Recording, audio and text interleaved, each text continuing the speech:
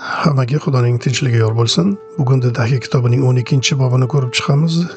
Uning sarlavhasi Masihiylarcha mehmondo'stlik haqida deb ataladi.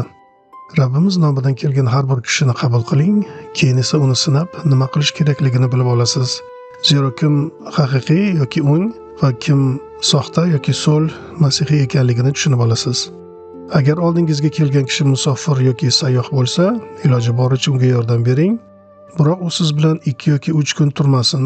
Muhtojligi bo'lsagina shuncha qolsa bo'ladi. Agar u hunarmand bo'lsa va sizning orangizda o'troq bo'lib yashamoqchi bo'lsa, o'zi mehnat qilib topganini yesin. 2-Salonikaliklarga 3-bob 10-oyat.